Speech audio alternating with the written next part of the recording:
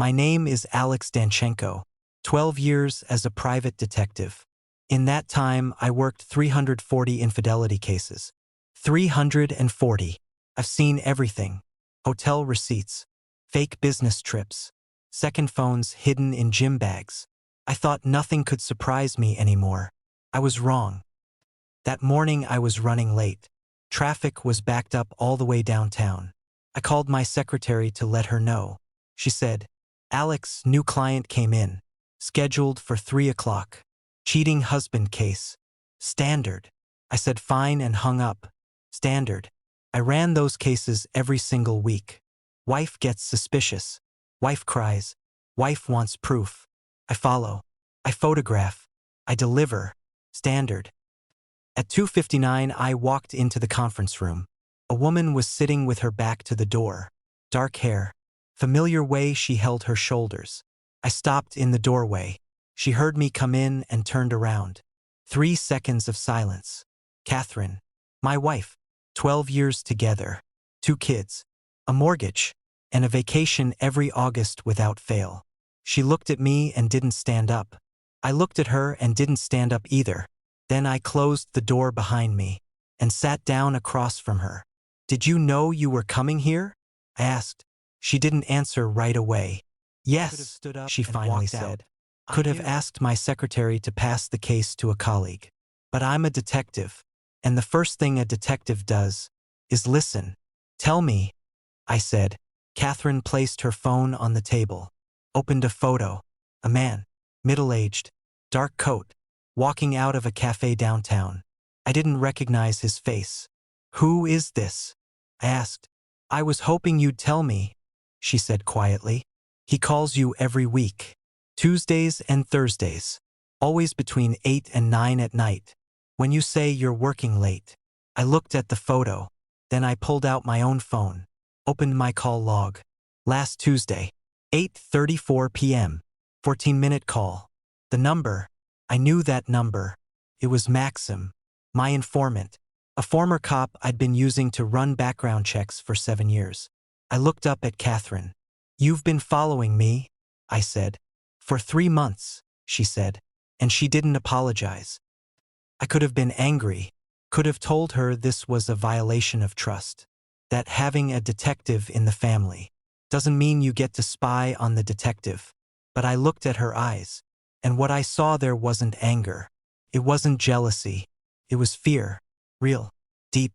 The kind that doesn't show up in 3 days. "How long have you been carrying this?" I asked. She stared at the table. "Since October," 7 months, she said. I thought back. 7 months. October. What changed in October? A big case. Corporate espionage. Client was a construction company. I worked 3 months, almost no days off. Late nights.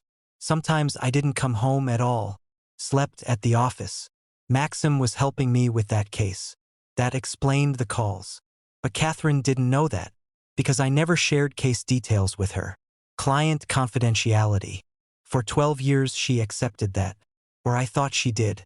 "Why didn't you just ask me?" I said. She finally looked at me. "Because I was afraid to hear the truth," she said simply. I sat with that for a long time. 12 years investigating other people's affairs. 12 years sitting across from other people's wives. And other people's husbands. Putting together other people's puzzles. And not once did I think that my own wife was sitting at home, putting together hers, with the same pieces. Late nights. Short answers. A phone full of unknown numbers. Everything I used to show clients as evidence. My phone she had been collecting about me. He picked up on the second ring. "Maxim," I said, "I need you to tell my wife, right now, who you are, and why we've been talking." Short pause. "What happened?" he said. "She hired a detective to follow me," I said. "Turns out the detective was me." Explain the rest. Maxim went quiet for a second. Then he laughed. And for the first time since I walked into that room, Catherine smiled. Just barely. But she did. Maxim explained everything in 4 minutes. Catherine listened. I watched her face. 7 months of fear. And 4 minutes to take it all away. When she hung up I said, "You spent money on the agency. I know, she said. You could have just asked me.